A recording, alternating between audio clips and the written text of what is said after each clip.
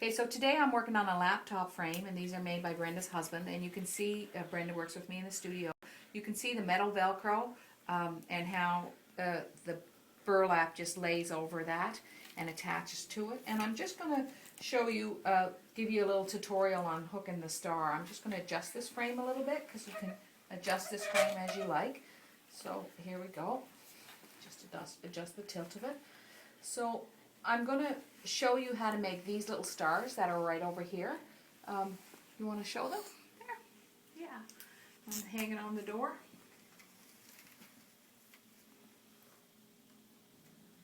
Okay.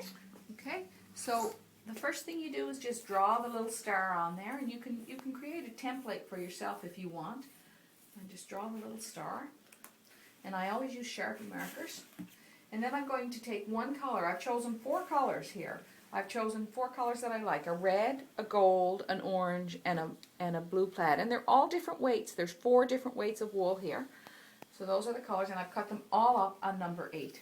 So the very first thing I'm going to do is I'm going to outline that star with one color. Okay? And you will see that I'm trying not to twist my wools or anything too much here. Oh, I made a twist there. I'm just going to go back, straighten it out a little. I really want you to be able to see the loops. Now, in order to hold the shape of this star, I'm outlining the whole star in one color. And I'm hooking it fairly tight together because of the way that we're going to bind this little piece. And I'll show you the way we're going to finish this little piece. I'm trying to hook it fairly tight together. Often you'll notice when I outline things, I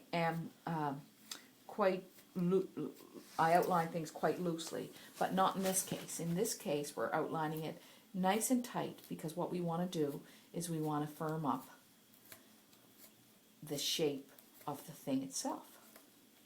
So you can see that I'm outlining, and what I'm going to do now is stop this video, and then I'm going to come back in a few minutes and show you a bit more. So you can see when you get down here, you really want to get into the point of the star, and then you're going to have to skip a hole or 2 and come up again. You can see that. Now, you don't have to keep using the same wool all around the inside of the star. You can start changing wools, but do try to get right into the points of the star, just to accentuate those points. Okay? And sometimes when I get, so this is one strip, but I'm going to use 2 strips of the gold. You don't have to change your wool every time. And again, get into the point of the star. Really get in there and try and accentuate the point as much as you can. Okay? Yes. All right. Okay, you can stop now. I guess there. I'm good. Okay, so now I'm just going to finish up this center and just keep switching my wool. So it looks like what I need over here now is a little bit of yellow. You just want to make sure you're balancing the color. And I'm going to fill this in with yellow. My little star, bring it right down. And I'm going to tuck a little, it looks like I have enough room to just tuck a little orange in there. So you're really just squashing it in. You want the whole thing packed nice and fairly nice and tight. Now what I'm going to do is I'm going to clip this off.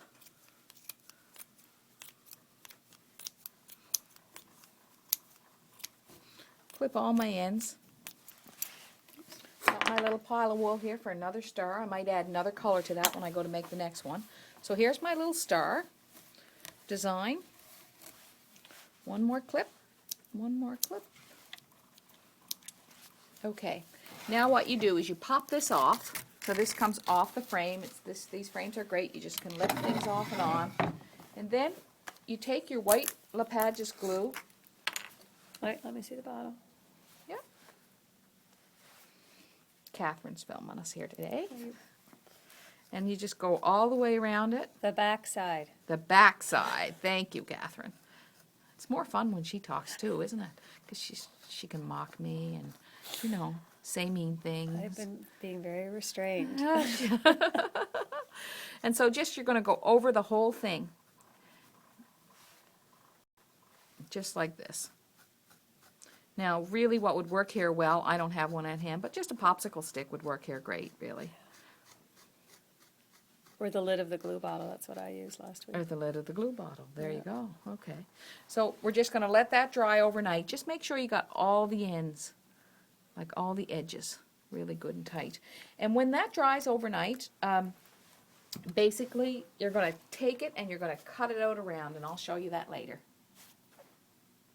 Okay, so we're just finishing up that star, and what we're doing is we're just cutting right around the edge of the star. And remember, yesterday I used the glue on the back of it, so it's all glued down. And what the glue has done is sort of formed a hard, almost like a little shell, almost around the edge of it.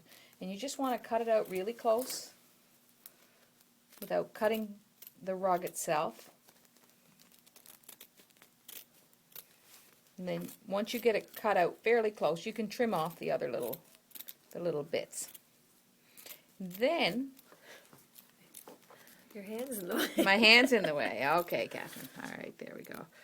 So there, and then you can trim off these other little bits like this. I'm not really good at that part of it. I'll probably get Catherine to help me with that. And then you're going to take just a little piece of string or yarn, and what I do is I thread it through one of the loops. This is going to be funny because I never thread it through one of the loops. Someone who works here who has more dexterity will thread it through one of the loops. Do you want to do this, Catherine?